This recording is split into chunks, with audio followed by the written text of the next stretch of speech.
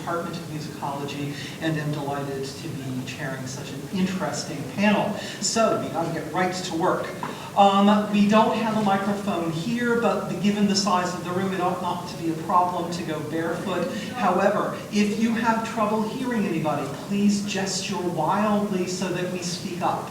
And thank you very much for your attention.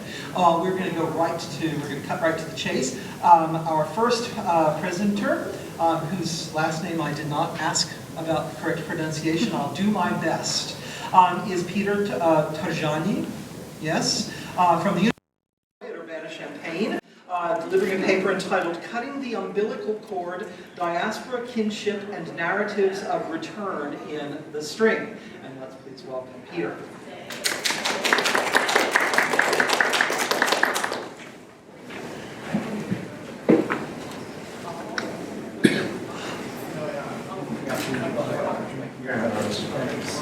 I'm going to put any next time.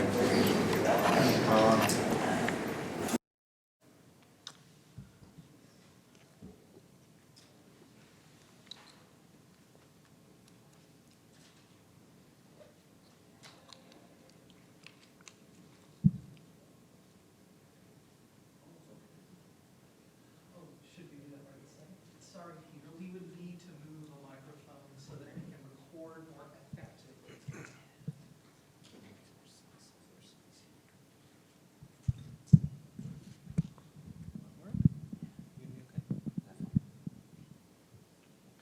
Thank you.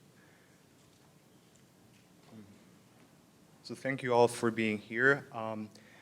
So the title of my presentation is Cutting the Umbilical Cord, Diaspora, Kinship, and Narratives of Return in the String. So this paper is part of a larger project exploring the role of space and migration in queer community building in contemporary France and Francophone North Africa. Through literature and film, I examine various geographic and affective spaces that give birth to new forms of community situated outside the family and its normative frameworks of filiation and reproduction. In this paper specifically, I investigate a recent trend in Maghrebi French and North African filmmaking, which is the emergence of journey narratives depicting the return of Maghrebi French diasporic subjects to their ancestral homeland in North Africa. So when I say the Maghreb, I refer to the three French-speaking countries and former French colonies in North Africa, namely Algeria, Tunisia, and Morocco. So today, I'll talk about the first feature-length film of the Tunisian director Mehdi Benatia. The movie is called Le Fil in French, The String in English, and it came out in 2010. Those are the posters. The String tells the story of Malik, a young Tunisian engineer who, upon returning to Tunisia from France, falls in love with his mother's gardener, a handsome Tunisian French man named Bilal, and eventually comes out to his mother. I'm interested in the various forms of community and kinship that come into being through the protagonist's and also his mother's and lover's diasporic journey. I will argue that Benatia's film, through the main character's return and coming out narrative, aims to disentangle queerness from the heteronormative family and gestures toward a queer community that transcends economic and class differences. So, following the death of his father, Malik travels to France to study architecture. While in France, he undergoes a psychoanalytic cure. We learn that his father never supported his decision of seeking help through counseling because he thought that the treatment would eventually pit Malik against his mother. It is the analyst who suggests that he come out to his mother once he goes back to Tunisia. Upon Malik's return, the household he once grew up in has been transformed into a feminine matriarchal space dominated by his mother and, to a lesser extent, his grandmother and aunts. So I have a picture of that. In a flashback scene with the parents, in which the father is still alive, Malik's father links his son's homosexuality to the omnipresence of feminine figures in his childhood, in particular to the aunt's never-ending gossip. For the protagonist, coming out as a gay man thus becomes a way of separating himself from the mother.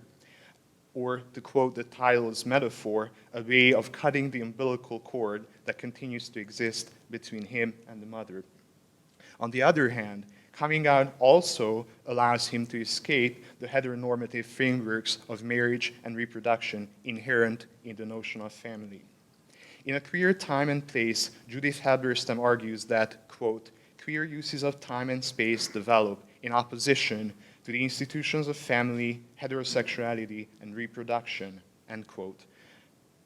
Queer times and spaces thus envision, again quoting Halberstam, the potentiality of a life unscripted by the conventions of family, inheritance, and child rearing, end quote.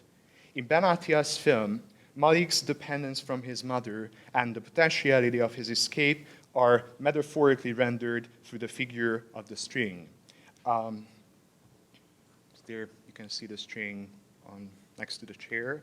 So every time the character is under serious stress, he sees a thread coming out of his shirt, which he immediately starts chasing by turning around in a circle. Whether real or a result of Malik's hallucination, it seems the other characters are unable to see it.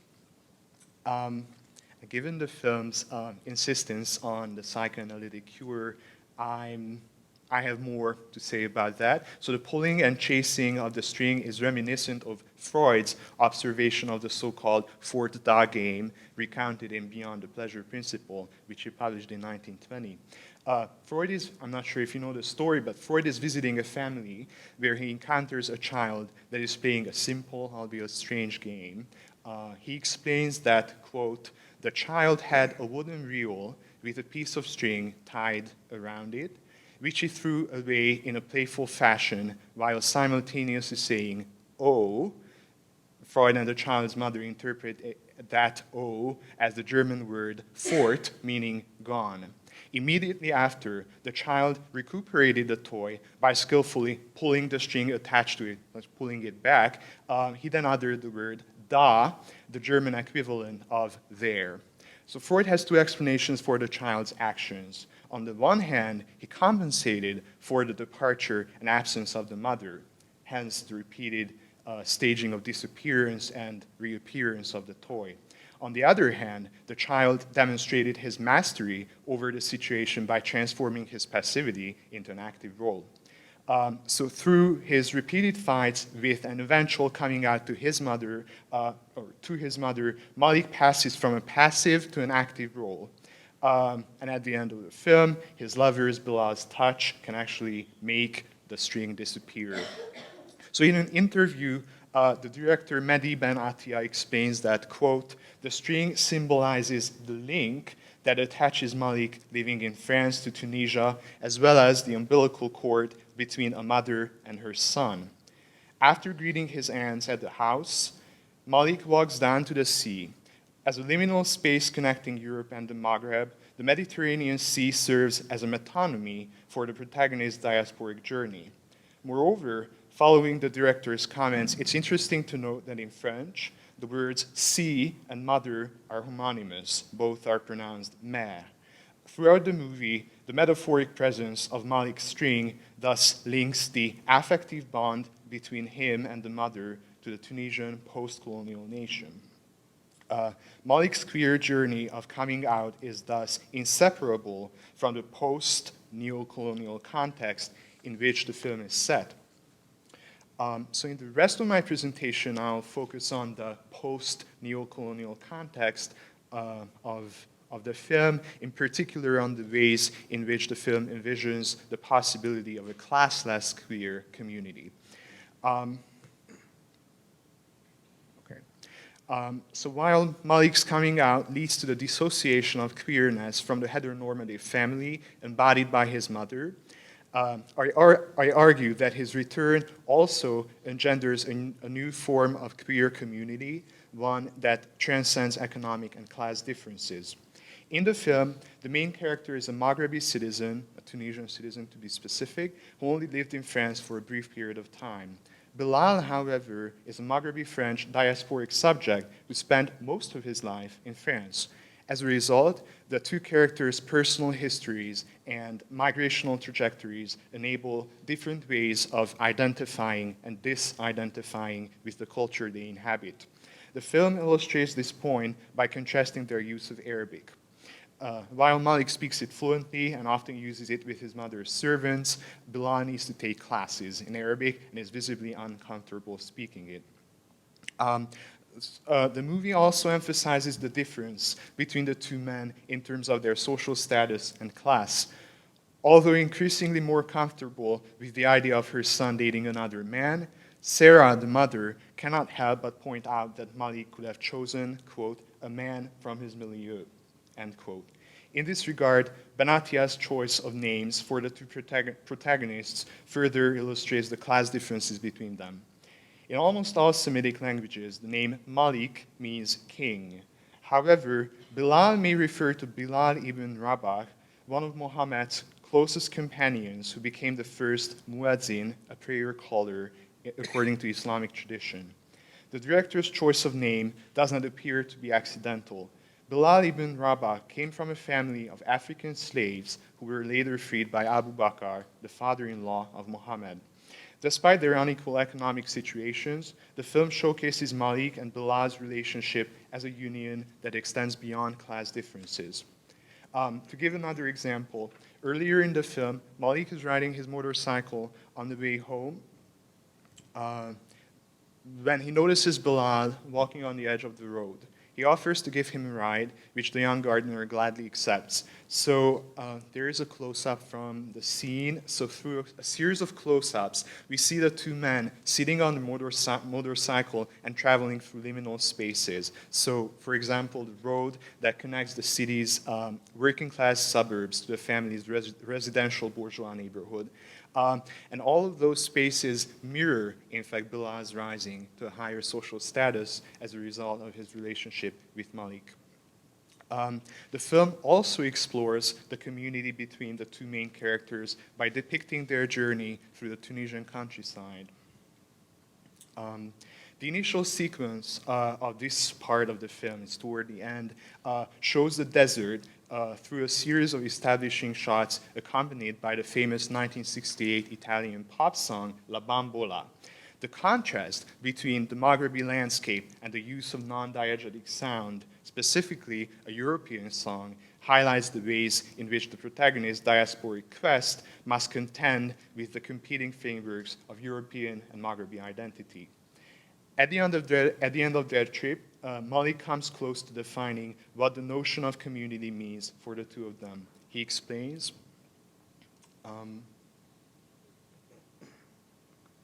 it's the updated translation. We are like little boys who mix their blood together. We mix our bodies and we become one. Bilal and I seek to enter one another. Sometimes he lets me enter him, sometimes it's me letting him in. I already feel a bit like Bilal. I already see a little bit of me in him. We already resemble each other. Soon people will think we are brothers, blood brothers like teenagers, come brothers. So the protagonist's diasporic journey thus leads to a community characterized by the disruption of the active-passive dichotomy of gay sex.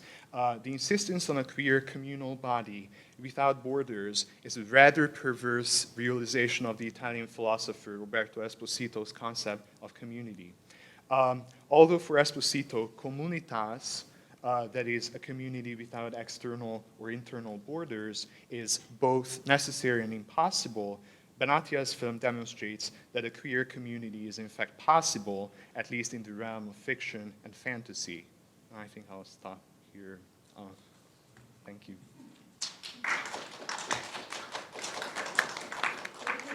And now we actually have some time for some questions and discussion.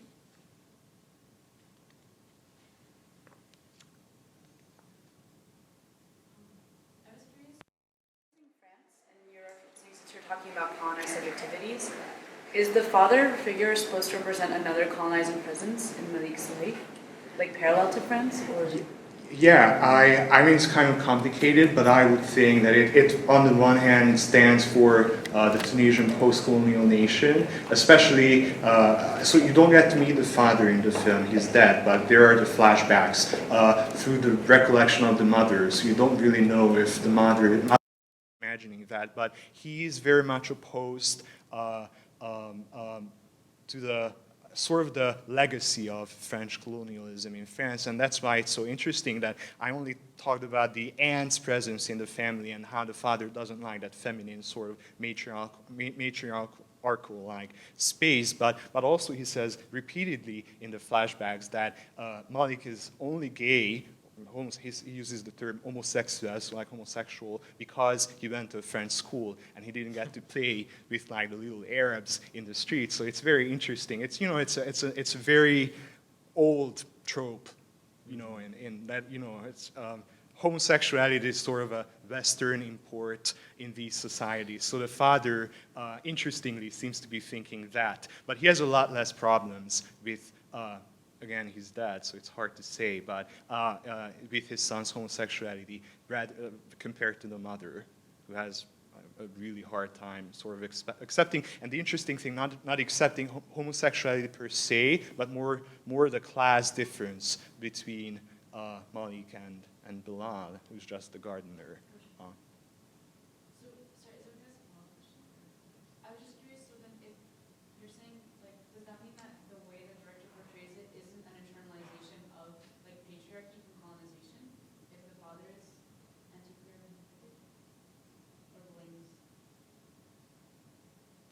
Can you say that again, the internalization of? Like, are they portraying the father's critique of queerness or homosexuality, like, as an internalization of patriarchy and colonization, or are they saying, like, all of queerness is entirely just Western, and, like, Arab culture is, like, inherently masculine or straight? Yeah, it's a great question. I think it's rather the first, what you said, because Benatia, and that's why I like to look at in my dissertation. It's part of the, like I said, a larger project. I tend to look at metropolitan white French and Maghrebi ethnic directors as well. So I don't think it's the second case you're mentioning. It's perfectly valid, but it's more of the father's sort of internalized homophobia, and it might be a result of he's also older, so he got to experience the colonial presence of France in Tunisia. So, and for Malik, it's very different. And for the mother, I didn't say that in the presentation. It's really interesting that she is not a Tunisian subject. She's a white Catholic woman who came, you know, who just married a man from Tunisia, and you know, she was sort of excluded both from her family, and she never became a part of the father's family either, because you know, she's not Muslim, she's an outsider even. Yeah. Actually, any fast questions? Would like to comment. You know, that there looks an awful lot like both Walt Whitman and Forster. And I can't think that that's accidental. The whole particular notion of that particular kind of same-sex relationship as a kind of model for democracy is probably something that is going on in the background of the film as well. So there's some really interesting questions about sort of sexuality and citizenship embedded in there as well. It'll be interesting to see how that works out. So thank you very much. Thank you. Okay, now we will move and sort of transition to our second presentation.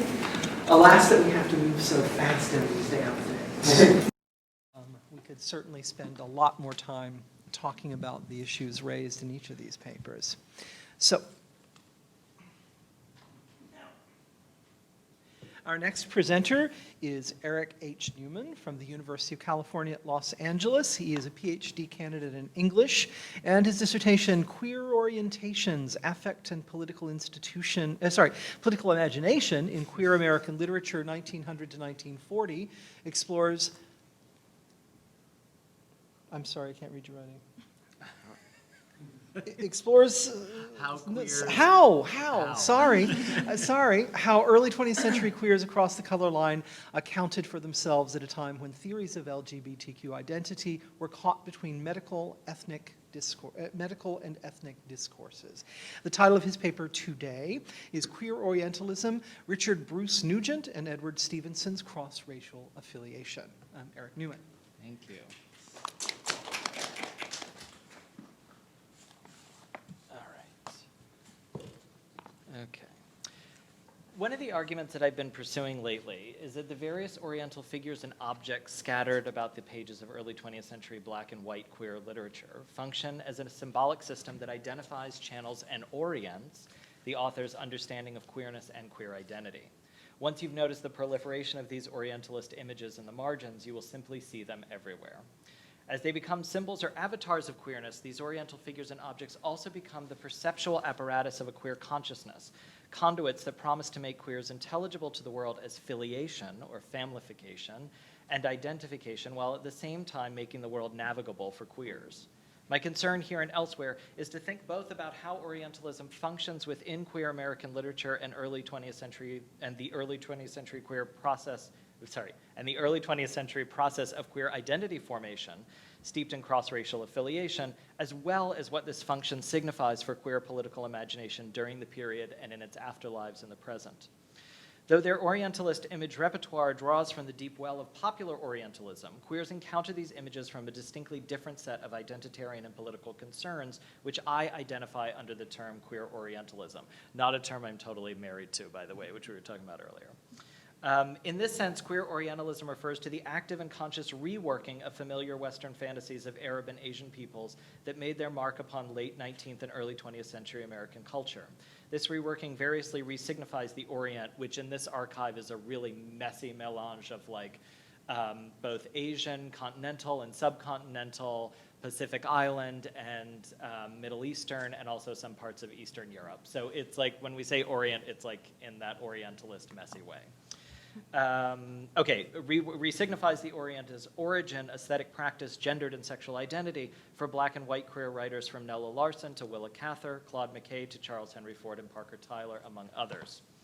Their identificatory encounter with the Orient as a set of performances, postures, embodiments, and aesthetic ideals distinguishes queer Orientalism from a more recognizable Orientalism that produces the Western subject in relief as the ghosted opposite of the Orient. In that latter iteration, self-knowledge is generated obliquely by negation. The desiring subject is defined by his difference from the objects of his Orientalist fantasy.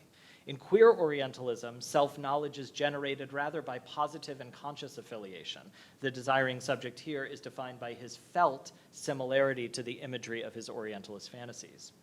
This paper takes up the function and presence of Orientalist fantasy in early 20th century queer American literature by looking at Richard Bruce Nugent's unpublished novel, Geisha Man, which is as weird as it sounds.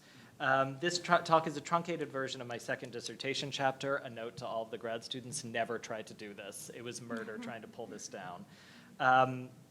Which tracks queer Orientalism across Nugent's written work and compares it to the work of his white contemporary Edward Prime Stevenson as a way of marking the difference that race makes within queer Orientalist fantasies across the color line. Suffices to say, there is much more to be said here, but in the interest of time, I'm going to limit myself to Nugent and to Geisha Man. The plot of the novel is a simple if surreal one. Gail Kondo, the mixed-race son of a white father and black mother, navigates the kaleidoscopic queer nightlife of 1920s Harlem in full geisha drag, searching desperately for a white male lover who will replace the father/lover/husband later, who abandoned him as a boy living on a military base in Osaka.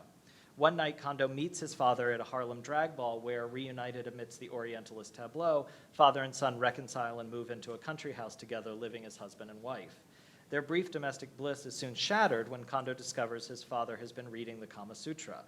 See, this is what I mean about messiness. Fantasizing about his son/wife performing an elaborate fellatio ritual laid out in explicit detail in the chapter on Apurishtaka, which means Congress of the Mouth. After acquiescing to these unspoken demands, the tale closes with Kondo leaving the conjugal home, setting off to find a new golden god to worship.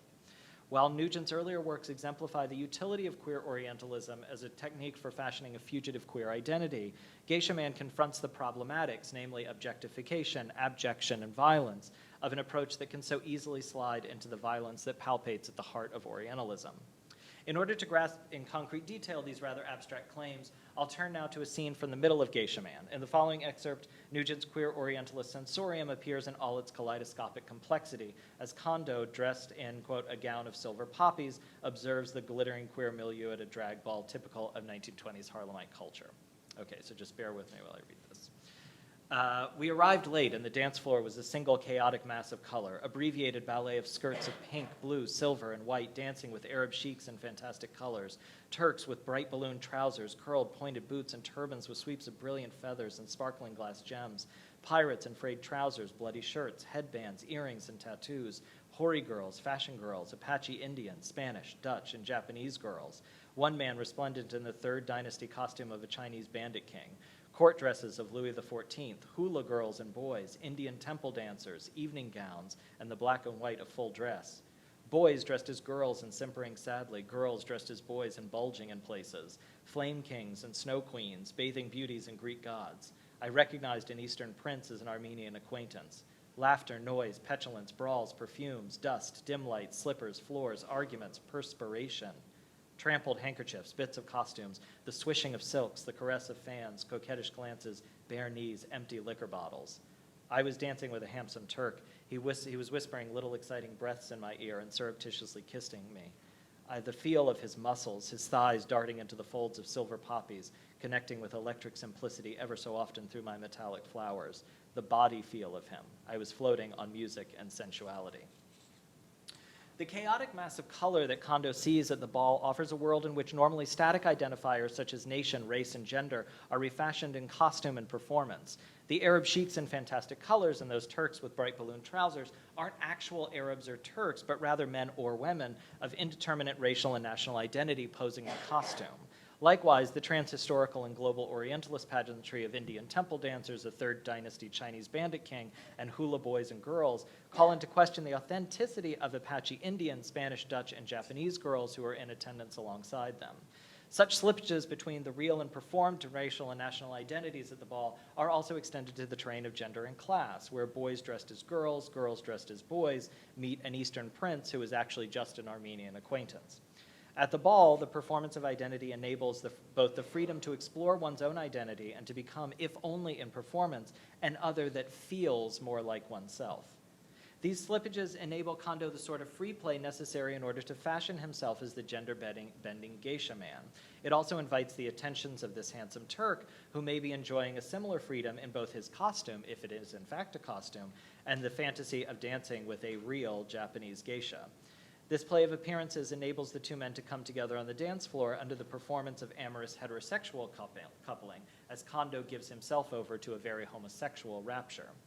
That play looses Kondo and the fellow revelers from the fixity of national, racial, gendered, and class identity as they operate in the outside world, allowing them to drift in pleasure, floating on music and sensuality. So what are we to make of that scene? Orientalism seems perhaps the most apt critical framework. The pageantry of the ball clearly traffics in Orientalist figures, yet they operate outside of any clear historical, colonial, or imperial project that typically grounds our understanding of Orientalism in, say, the work of Rudyard Kipling or Arthur Conan Doyle. When Edward Said describes Orientalism as the West vision of the East, as, quote, a place of romance, exotic beings, haunting memories, landscapes, and remarkable experiences, he does so in view of a direct relationship between that and imaginary and Western European colonial projects in the Middle East and Asia during the 17th, 18th, and 19th centuries. This is also true of recent work that's done on homosexuality and Orientalism by both Joseph Boone and Robert Aldrich, another R. Key to sustaining the cultural imaginaries of those projects was the broader ideological vision of the absolute moral and cultural superiority of the West over the preciously antiquated, primitive, and sexually decadent East. Such a system was particularly adept at dehumanizing the Oriental other, turning him or her into an object of imperial fascination, reducing the grand complexity of a human life to a sexual inclination that then gets mapped onto a cultural fetish. This schema for understanding West-East relations does little to explain the Orientalism of geisha man, which valorizes Eastern mysticism and aesthetics as superior to the West, not only in their aesthetic perfection, but also in their capacity to be queer affirmative. Imperialism has been another term that's used to understand this kind of early 20th century queer fascination with the Orient. And Fiona No offers the compelling argument that Nugent's work represents both an engagement with and resistance to an imported imperial logic that works to, quote, locate the origins of queer acts outside of modern European civilization. Yet Nugent's protagonist and Nugent himself seem rather disinterested in anything to do with modern European civilization. Kondo may be a world traveler, but his movement in the novel is limited to Harlem and its nearby environs. Further, Kondo's triangulated Caucasian, African-American, and adopted Japanese identity seems beyond any recognizable imperium, imported or otherwise. Finally, cosmopolitanism might feel a more natural fit to the ball scene from Geisha Man. However, it too is an insufficient framework. On the one hand, the ball's milieu does draw together a cosmopolitan body constellated by different people and cultures, a tableau enabled by the cosmopolitan character of Harlem. Yet the cosmopolitan ethos from Kwame Anthony Appiah of an interconnected citizenry of difference, a family in which each maintains his or her own coherent identity in conversation with the coherent identities of others, seems confounded here by the multiply identified Kondo, a protagonist less interested in being a citizen of the world than in folding himself back into the family he makes with his father/husband. Further, while a cosmopolitan fluency with other cultures enables Nugent's creation of the multiply identified Kondo, Kondo doesn't adapt or agglomerate other cultural practices so much as own them as discrete parts of his actual identity. As can be glossed from the disjunctures above, Geisha Man seems interested in a different set of political concerns that make it difficult to locate precisely within the meaning-making frameworks we have developed by cosmopolitanism, imperialism, and Orientalism as we currently understand those terms. To be very clear, this does not mean that Nugent manages to avoid the ethical and political pitfalls of Orientalist, imperialist, or cosmopolitan imagination. He does indeed often risk reducing the Oriental other to a sexual fetish. This risk becomes a crisis when Kondo, as I suggested earlier, discovers that his father has been reading the Kama Sutra. And then I'll close very soon. Gail reading the Kama Sutra, I don't know why that surprised me, but I glanced at the marked place of the Aparishtaka was the head of the chapter. I glanced over the words and phrases, some of which forced themselves through the fog of poppies and moon and alcohol that whirled my head round and round. Eunuchs, some masquerading as women, under the pretense of shampooing, Aparishtaka, or converse by mouth. The 8 steps of the process numbered and named. Suddenly the room ceased to revolve. Each board on the floor was horribly straight and correct, vanishing off in perfect and precise perspective. I noticed how mellow and silver the folds of my gown seemed against the floor and the chair. Gale must have been reading this only just before he came to the ball. It made things all so clear and horrible and muddle, as clear and muddle as those straight and perfect boards vanishing off into the perfect and precise perspective. As Kondo reads the 8-step instructions for oral sex, he suddenly recognizes that this is precisely what Gale, his father, has been looking for. Not Kondo exactly, but rather an Orientalist fantasy of a submissive feminine lover. Transformed from love object into fetish, Kondo's sudden fixity as a sexual type can be marked by his observation that the floorboards had become horribly straight and precise. There is no more dissembling movement, no more swinging in and out of the performances that structure the ball's scenes and their possibilities. Rather, Kondo must confront his husband/father's fetishization of his body and Kondo's own complicity in that fetishization as he adopts the geisha drag that his father desires. If queer Orientalist performance offers Kondo a mode of queer self-articulation, here he must confront the fact that this self-articulation relies on painful and violent Western stereotypes about the Orient.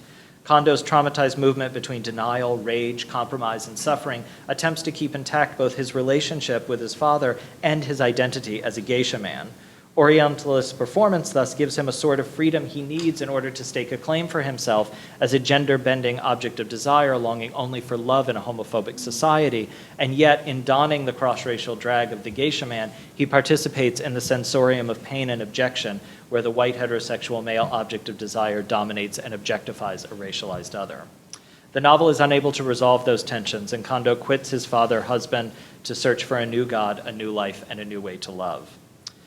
In conclusion, the questions bound up with queer Orientalism point us to the problematics of early 20th century strategies of queer identification for Black and white authors.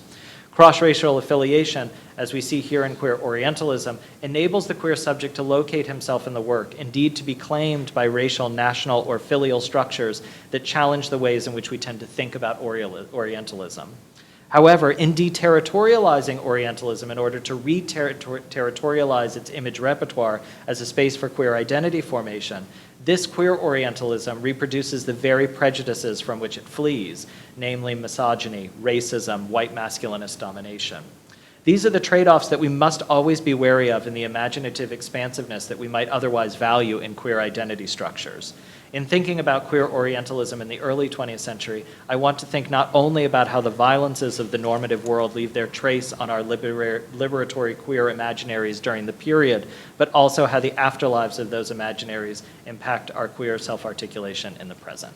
Thank you. And we have some time for some questions.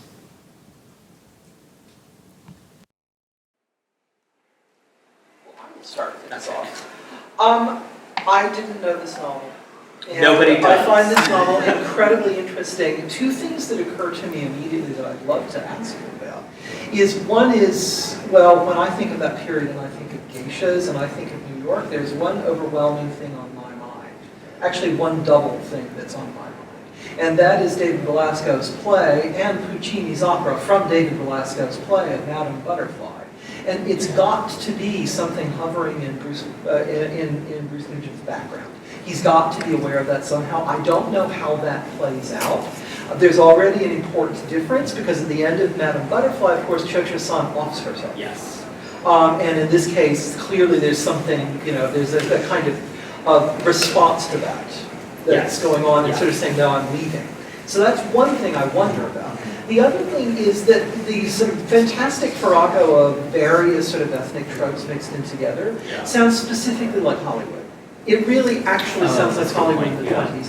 After all, Alla Nazimova was playing the whole Russian Orientalist thing absolutely to the hilt, and it's got to be the case. Remember that Hollywood is where all of the Orientalism of the Ballet Russe just sort of is imported wholesale into the movies in these really complicatedly intersecting things where absolutely nobody who's Asian, except Anna May Wong, plays somebody who's Asian. Everything is dragged in Hollywood. And that's got to be one of the Keeping the sort of construction of the drag ball is there already. It's just like when Dorian Corey in Paris is Burning says, well, everybody's trying to imitate showgirls instead of people in movies. That's got to be something already operating in the 20s there. And I wonder if there are traces in the novel of the cinema already showing up. Yes, okay, so to take both of those, so it's very good points. One is that absolutely, I think that M. Butterfly, as well as the Mikado, is actually a reference here. There's lots of, Nugent is unique in the Harlem Renaissance for showing a self-avowed and open queer life that does not end in suicide. So he is in many ways like writing against that kind of M. Butterfly tradition.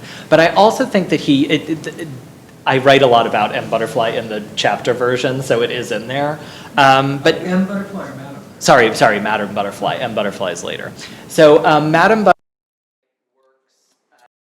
him because, again, that's a way of mapping on kind of queer longing into female abjection, right? So that's one of the things that's going on there, which I also deal with. There's a lot of stuff about misogyny in this work. Of course, Puccini's opera premiered in New York. Opera doesn't really show up in his work. Now, Hollywood does. So it shows up in Gentleman Jigger, which is also novel, or this chapter, which feels like a novel. But that was a novel about the Harlem Renaissance, really a rejoinder to Infants of the Spring. And at the end of that, interestingly enough, he develops a kind of Broadway stage show that they take out to Hollywood and then come back. So Nugent is very interested and very studied in the kind of film representations of others. Then one thing that may be useful on this front is that if you look at the musical repertoire of the Broadway, so, ethnic impersonation songs are everywhere. There are billions of songs in the manner of an Irish song, or an Hawaiian song, or an Indian song, or a coon song, as they call them, et cetera, et cetera, et cetera. And so that kind of ethnic travesty is absolutely standard Broadway fare for this entire period. People are doing that. That's probably another source for a lot of these things as well. So they're really sort of bricolaging a whole bunch of contemporary Broadway practices. I think, Yeah, that's a really interesting way to think about it. And the theatricality would also. And the theatricality.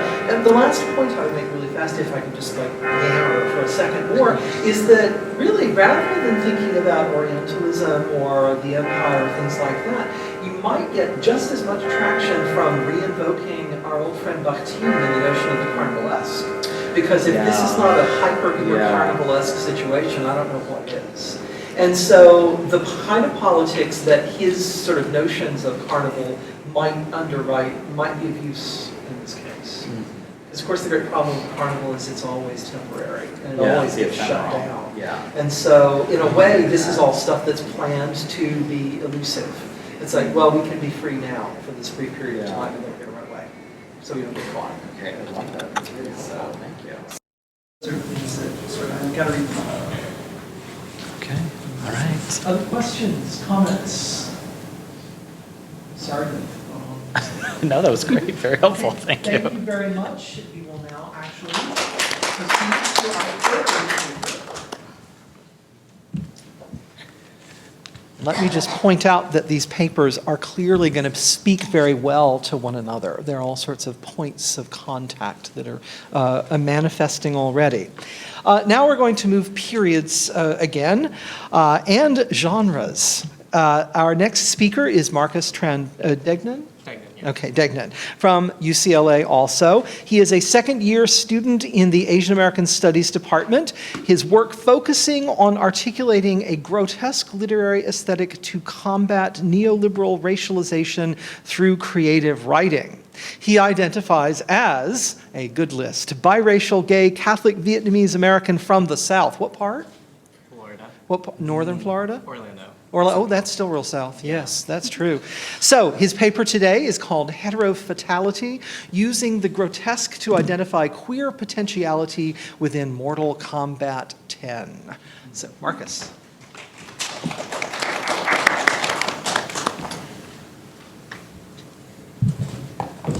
Let me just sign in. Sure.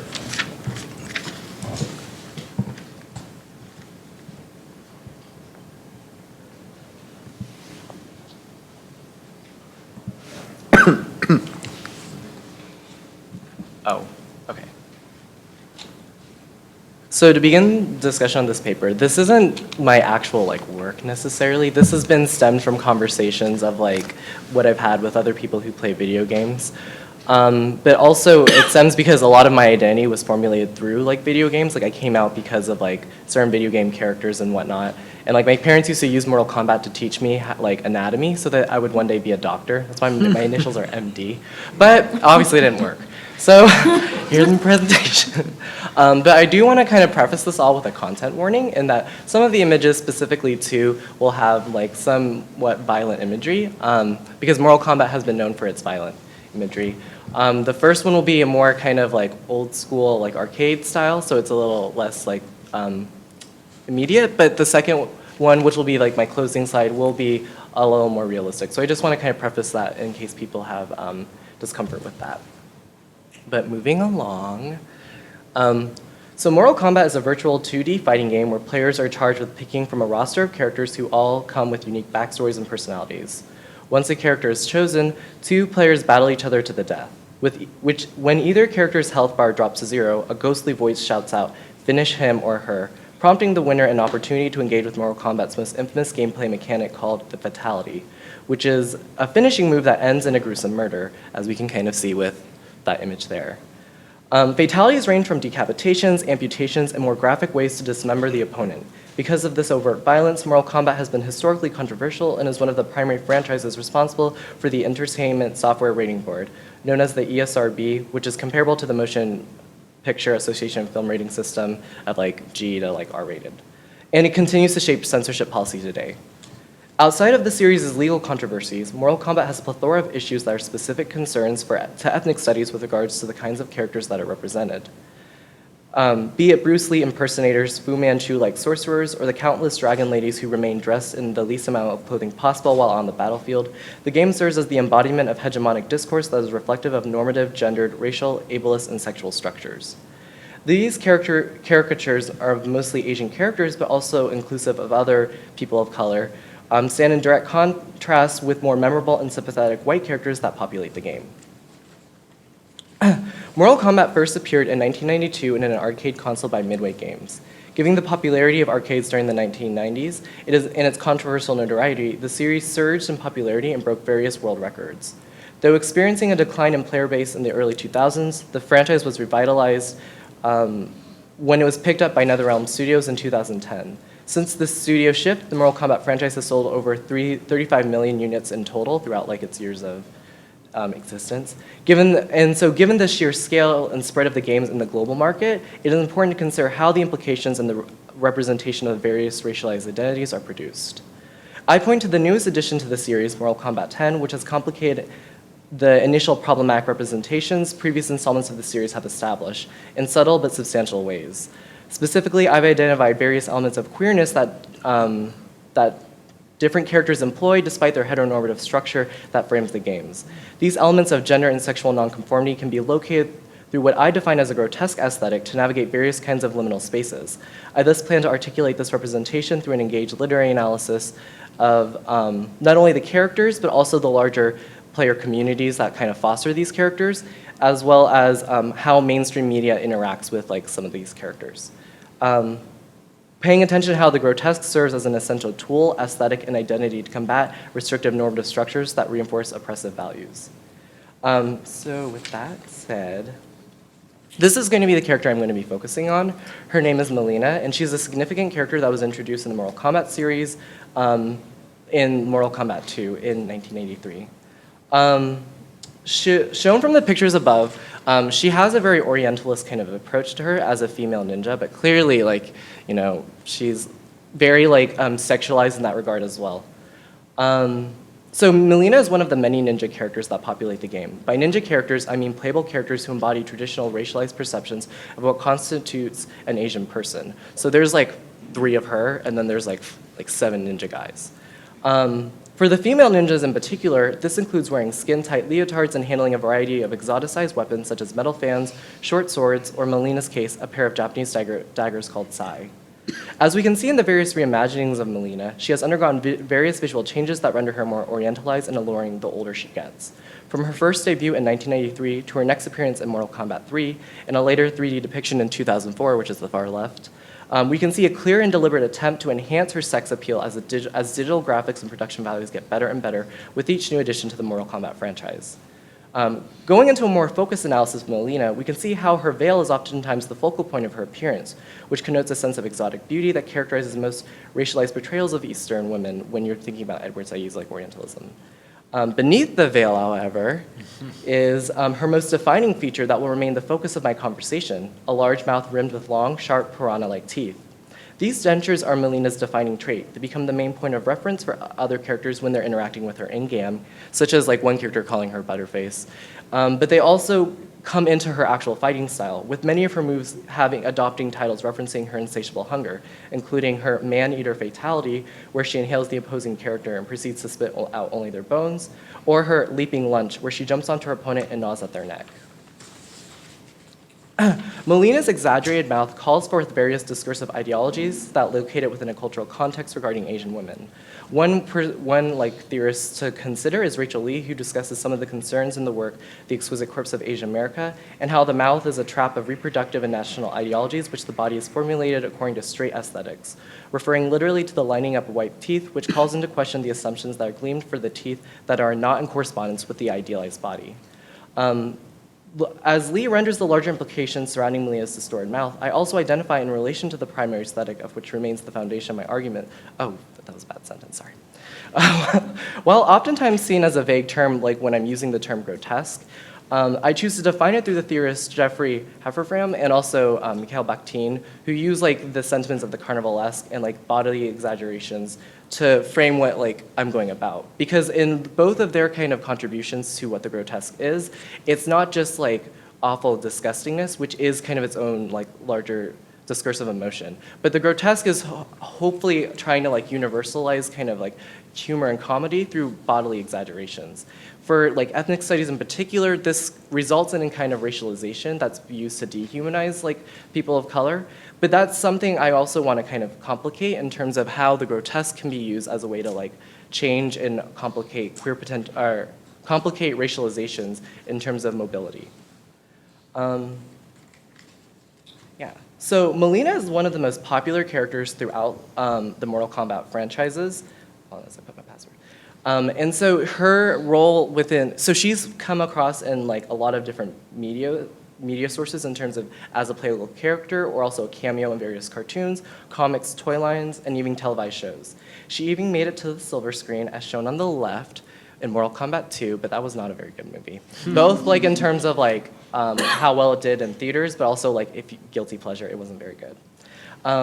But she's also, in all of these appearances, Melina is known for her fighting prowess, which is essential to how she's defined in comparison to other characters that have been brought out of Mortal Kombat.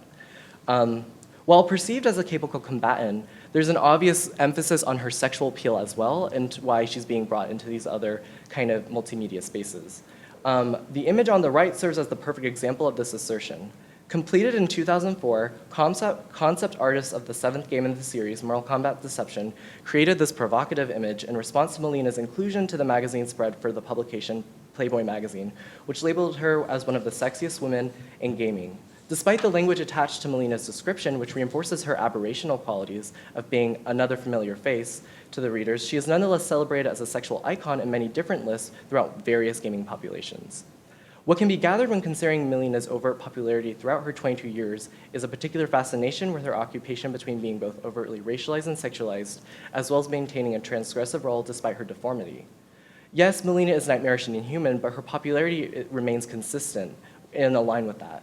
Despite knowledge of her aberrational qualities, Melina can still be represented and replicated in various multimedia spaces. I argue that this navigation is the result of what the grotesque means and can be read as an example of how queerness can be a liberating factor when looking at alternative means of evaluation when contesting like restrictive gendered sexual ableist norms. The final portion of like my talk will be on the recent addition to the series, Mortal Kombat 10. Where Melina demonstrates an enhanced transgressive portrayal that suggests a greater depth of complexity when it comes to a cultural analysis. This portrayal exists in both her digital avatar, because as you can see, she's not really like, she has a little more like armor, and like her other costumes in the game kind of reinforce like a more armor aesthetic to her. But, and this was an active attempt by the NetherRealm Studios to make the characters look more realistic, which, I mean, that's up to everyone's debate. But she also serves as the game's secondary villain, who kind of remains very consistent and prevalent throughout the first half of like the storyline. Because of these larger opportunities for Melina within this game, I hope to focus the rest of the conversation on the different imaginings of her role outside of the traditional reading of her fictional representation. So to do so is to first address that Mortal Kombat 10, like all Mortal Kombats have been like kind of like crappy fighting games because in terms of like the gameplay mechanics. But Mortal Kombat 10 introduced like a large amount of complexity that like highlighted and became like widespread throughout gaming cultures like in a global sense. And so I'm aligning an agency that Melina kind of demonstrates through committed players who play these games a lot more than most casual gamers. Because Melina, being known for being cruel and sadistic, her identity becomes like performed like as they're describing how she fights. So produced by the console juggernaut Microsoft Studios, a video series was produced highlighting strategies to use for a variety of characters that appeared in Mortal Kombat's most recent game. Melina's description in particular is quoted as, "A sorcerer created Melina by fusing mutant DNA with genetic material stolen from a princess. A combination of bloodthirsty viciousness, Melina will pierce, bite, and claw and devour anyone who stands her way." While the language is obviously very sensual and very rooted in kind of this animalistic tension and carnival-esque tension of Melina, the gaming community has also talked about her in very interesting ways. They define her gameplay as being high risk and high reward, and that when you're playing Melina, you have to conform to her standards of the gameplay, regardless of the character that you choose. And so it's interesting when you're looking at these player forums and these professional discussions of that Melina has achieved a certain agency that's kind of rooted with her grotesque features. And so that's the association I'm trying to make. Though the existence of characters who are better than others in terms of like you have to like conform to her standards are corrected with various digital patches and expansion packs that seek to balance the game. I still find value in Melina's inherent potential and also the conversations of her agency. And that's like the overall argument I'm trying to render, since this is kind of more of the blueprint of like where this project is going. Again, they have claimed Melina will always be control the flow of battle no matter who you play, and there's a significant degree of agency that cannot be ignored in the efforts to differentiate Melina in this current installment of Mortal Kombat. So in conclusion, Melina is like an example of a figure embodying sexual excess, which borders restrictive cultural tropes that are saturated in Orientalist and sexual imaginings. She is in many ways an epitome of white misogynistic cultural imaginings that merges the dragon lady stereotype along with the fears associated with Vengita Dentita. However, while being a product of these problematic views, I cannot help but indicate Melina's emerging role as a figure of queer potentiality, as opposed to other female characters from this particular game series. And it's important to interrogate what queer potentiality means in a space where marginalized ideas are like prevalent. And so I think like the larger aspect is that she's engaging with conversations in player communities and the gaming community, both on a developmental level and also in like a playing level that like complicates larger narratives. Done. Oh, yeah. Here.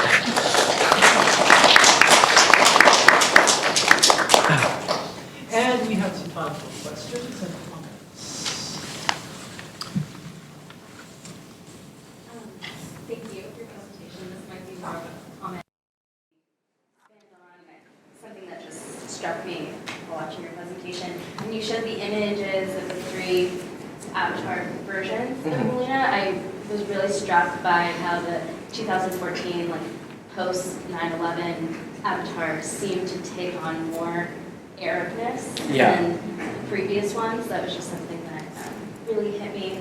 And also, I think this might just be a rewording of what you were saying for my own clarification, but I found it very interesting how this avatar seems to simultaneously problematize and reinforce Orientalism, right? Like, so the idea of the veil in Orientalism being something that hides what's so heavily desired versus this idea of the veil hiding the grotesque.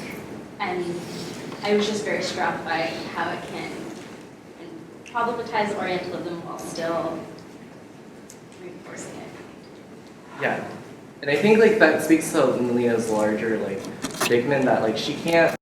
It's created through like these problematic discourses, and like every action she performs kind of like is going to engage with it. But I think it's important to like not necessarily excuse like the studios for how she was created, but more or less like pay homage to like what she is doing in terms of like deconstructing these like spaces. Actually, so 2 things. I'll One change the was image. thinking about Melina's sister, Kitana, right? So there you have both like, Kitana is more the like very traditional kind of Orientalist she's a princess. female, right? Exactly. So she's a princess.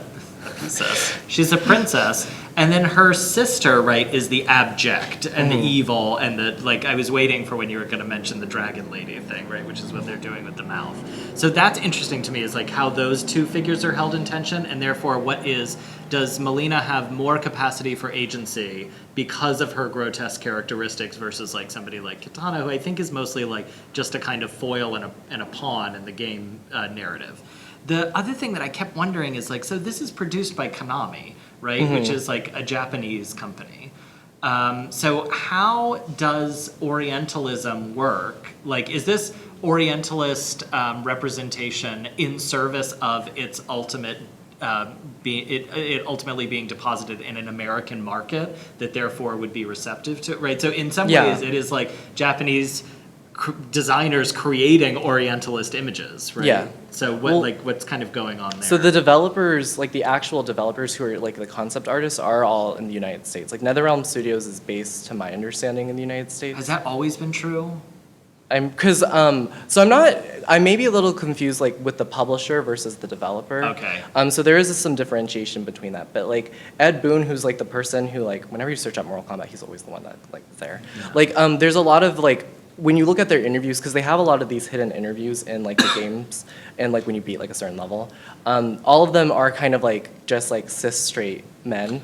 And so it's like they like, and I think what's really interesting is that like kind of commenting on your bringing up Katana, her sister, was that yeah, Melina does like she was in Playboy, not Katana, and it's because like there's this understanding that Melina has grotesque features, but like she can still be sexy with it. And so like what are the larger kind of implications with that? And so I'm trying to address grotesque as an important aesthetic to like prioritize, and because it's been used so violently in terms of racialization. Sure. Yeah. Two things related to this. One is that this kind of combination of horror and beauty is very post-Giger. You know, it's not just actually post-Alien, it's post-Species specifically. Is probably one of the Hollywood references always, if you remember Natasha Henstridge, right? Yeah. So there's that, but the other thing is it's not just Orientalist, because the Orientalism is interpolated with another female trope that I don't really know how to describe, but if you read any Robert E. Howard stories and go back to Sword and Sorcery, you have those warrior maidens who are not about the ethnic markings so much at that point, because there's a gender thing going on there. It's really about, you know, boys trying to find some girl who can kick ass that won't threaten them too much. And it's like the Orientalism is sort of mixed in to that. Melina is essentially Valeria. You know, she's essentially Conan's girlfriend. But she has been changed by both the Orientalist additions, then the sort of Giger mouth, as it were. So she becomes a really interesting concatenation of things. It's probably part of what gives her influence. Yeah, and to add to that, like, it's like folklore. There's this woman named the Slipmouth Woman who like has like this like, whose mouth had been cut open, and like Melina was inspired particularly by that folklore. But there's also things like Benjida Dentida and like the hysteria around that. Like a lot of those come into play with Melina's formulation. So yeah, I would agree. Thank you very much.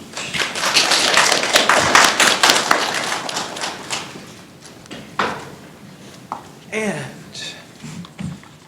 turning to our last paper for today, Heather C. Macias from UCSB is a third-year PhD student studying education with an emphasis in applied linguistics and feminist studies. Previous to graduate school, she taught high school for 7 years. Oh my God, congratulations, that's impressive. And prior to teaching, she performed as Mickey Mouse at Disneyland for 3 years. That is scary, awesome endurance, indeed. And she says she is still willing to sign autographs as needed. Her presentation today, however, does not have much to do with the mouse. It is entitled Queer Orientalism, the Misrepresentation of Queer Asian American Bodies in Popular Culture as the Status Quo. So Heather Macias.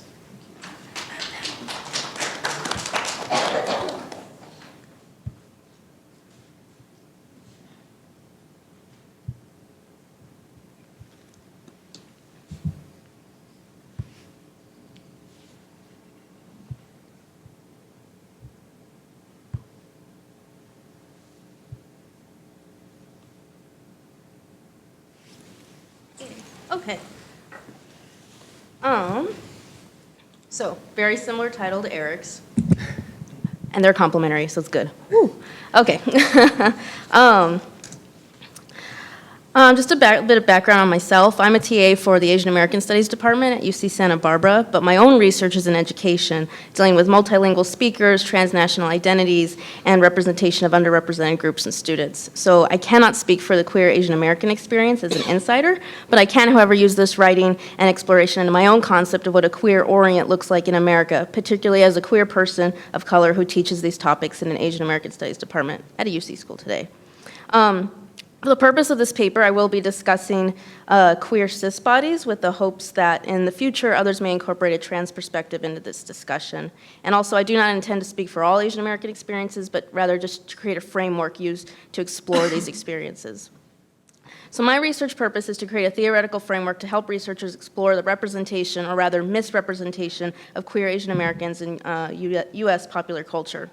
I think this remains pertinent in today's culture and politics, particularly representations that rely on stereotypes, boxing an entire population in unfair tropes that range from being seen as forever foreigners, silent model minorities, or even a yellow peril. Coupled with these negative stereotypes is the lack of representation of queer peoples of color as the go-to trend in the media, resulting in a complete erasure of any non-white queerness. As a result, how queer Asian Americans are portrayed in popular culture remains relevant and therefore an important one that needs to be discussed amongst queer theorists today.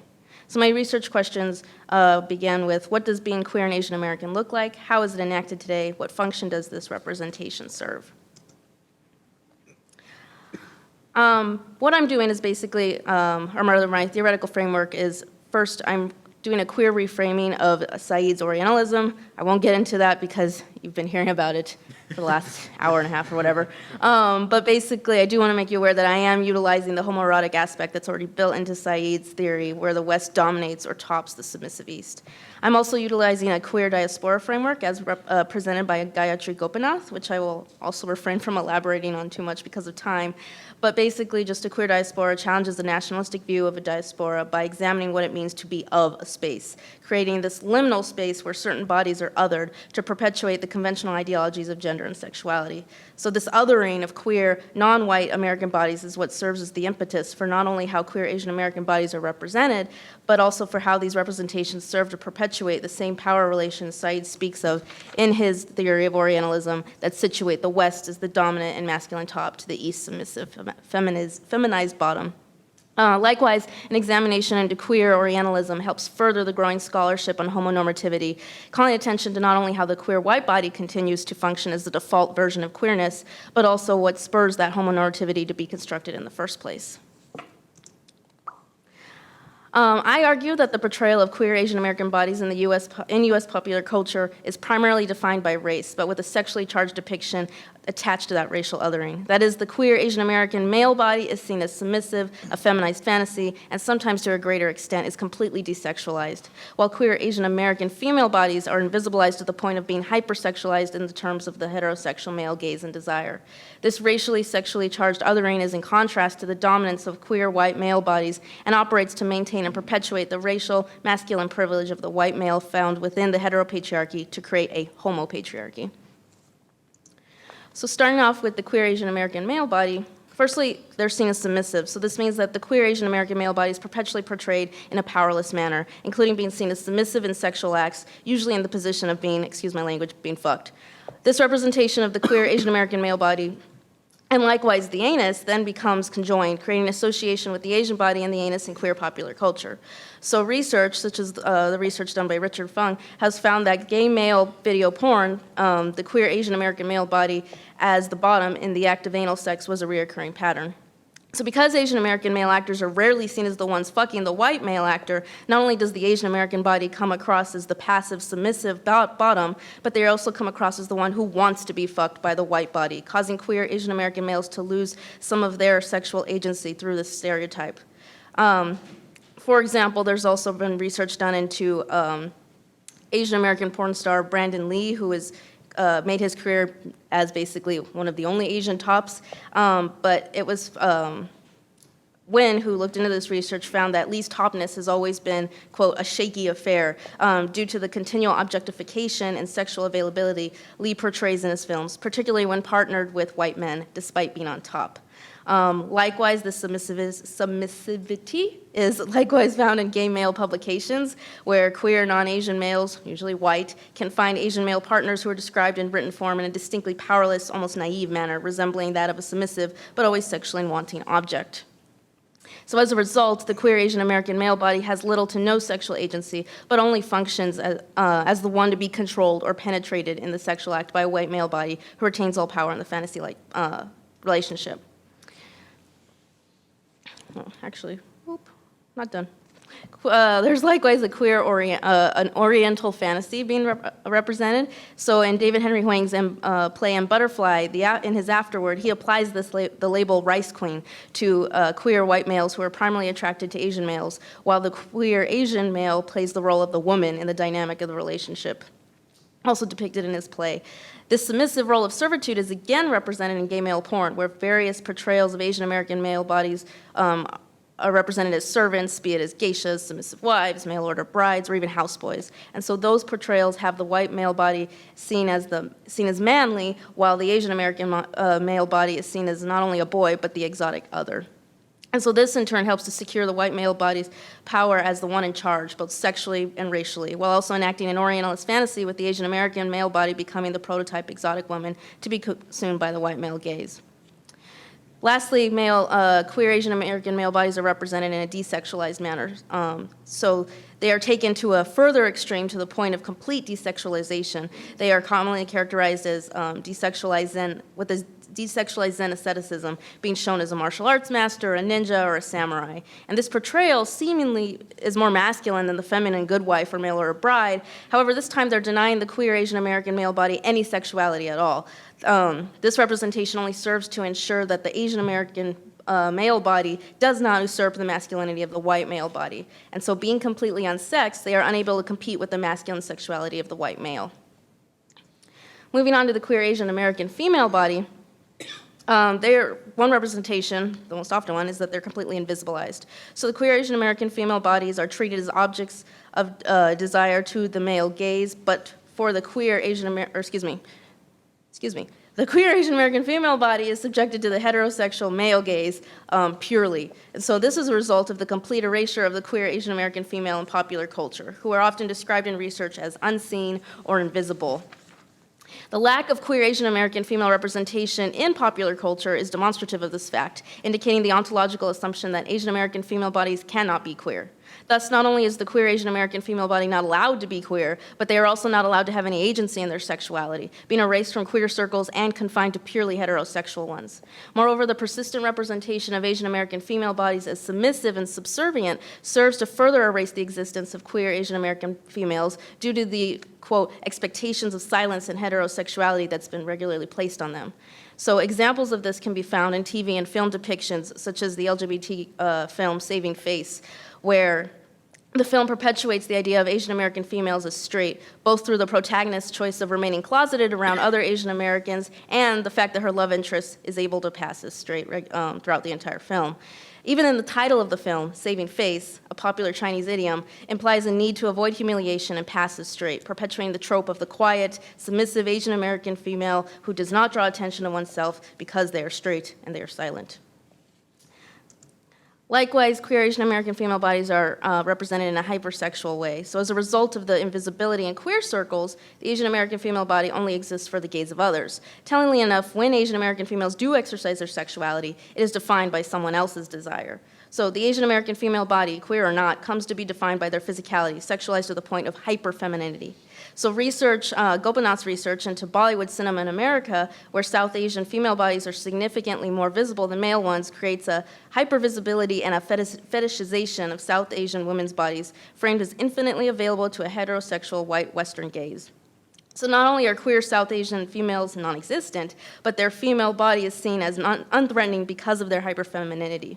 Consequently, the Asian American female body only exists to be consumed by a white, heterosexual male audience that wants to maintain its position of power and masculinity. And so these distinctions that separate queer Asian American bodies from queer white bodies exist within queer popular culture as a means of ensuring that the queer white male body sustains the dominant position of power and that the dominant identity for what it means to be queer is maintained in the hegemony of the white gay male. As a result, being white, gay, and a male becomes the only way to be queer and erases any other experiences of female-bodied queers and queer people of color. Being a white gay male is then seen as the, quote, right way to be queer and remains the homonormative experience for all queer people. Any means of subordinating the queer non-white body serves to solidify the supposed privilege of the gay white male body. The superior position of the gay white male body emulates the same structures found in the larger heteronormative American society that enable the dominant white heteropatriarchy to persist. In fact, a homopatriarchy is created to replicate the heteropatriarchy found in normative queer popular culture, which means that queer female bodies are visibilized to the point of being excluded from any queer experience and are forced to be confined to the realm of the heteropatriarchy. And additionally, queer people of color are reduced to an afterthought in the homopatriarchy that only serves to prop up, quote, the real gay subjects, white gay men. So as long as white masculinity is the norm in queer and straight cultures, then white male privilege will maintain its powerful position on top, both literally and metaphorically. And so my final thoughts are, to be queer or to do queer is to not be normative. It's to not emulate the same patterns and representations found within the heteropatriarchy, and to not, in turn, create a homopatriarchy to confine ourselves to. Thus, I hope that this framework will call attention to the problems that arise when certain queer bodies and experiences are marginalized or erased, particularly when such a visibilizing is done to maintain a power structure that mimics the ones queers have fought so hard to resist and break down in the name of recognition and acceptance. Thank you. And we have some time for some questions. I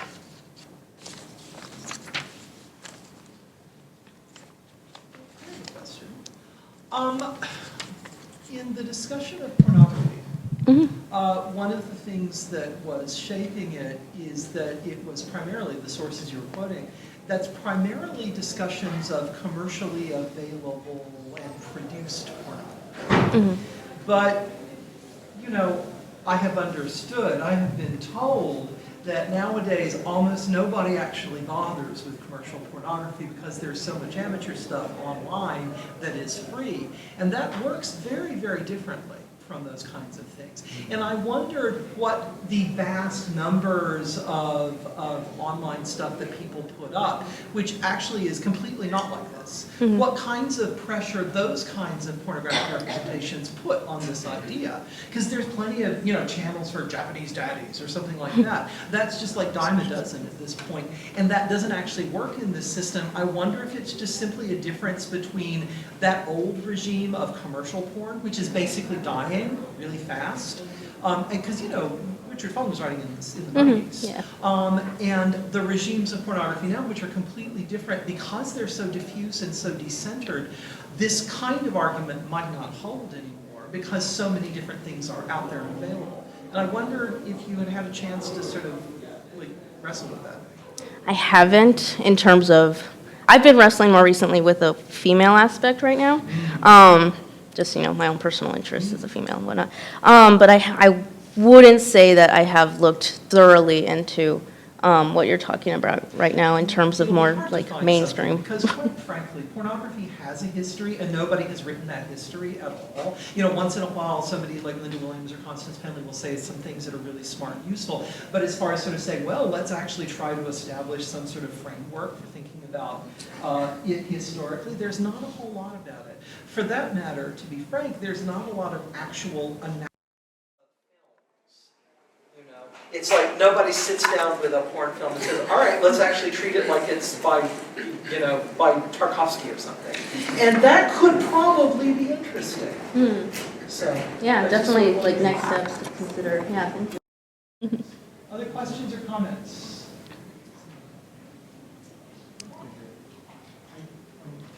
Thanks for your presentation. I'm curious. You began by talking about your institutional positionality. And I wondered if you wanted to talk through some of the connections you might be making between the kind of analyses and observations that you're making here and how they might relate to the field of education. Like how I got here. I mean, when I saw, what was the question you had on the first slide, where's the penis contest? And then when I saw education, then I thought, oh, I want to see what kind of links you might make between new approaches to spaces of education and pedagogy and the kinds of forms of desire or difference. Right, yeah. I would definitely consider this more my pet project. But it is related to my own personal, larger actual research in terms of transnational identities, where I'm looking at what it means to be basically a hyphenated American and how certain like surrounding sociocultural ideologies about being, you know, a hyphenated American affect that person and their own personal ideologies about identity and also language. I deal with a lot with language, and so having been a former English teacher, I kind of found myself TAing for the Asian American Studies department with their literature classes. And so in those classes that I TA for, the professor loves M. Butterfly, and I had read M. Butterfly in the past before, and so I was already familiar with it. And so this got me thinking about like his approaches to teaching it versus how I taught it in the high school classroom. And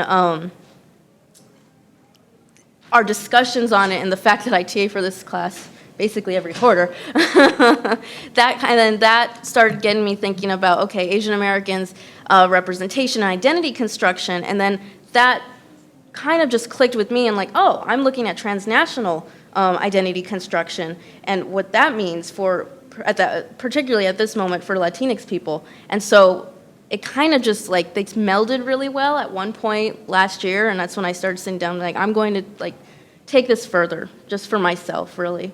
So I don't know if that answers your question well, but that's kind of what led me to this point.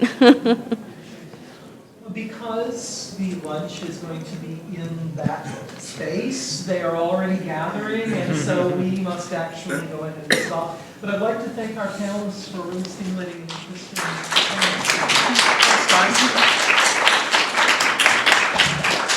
And if you have questions or comments, I encourage you to come talk to them at the lunch break.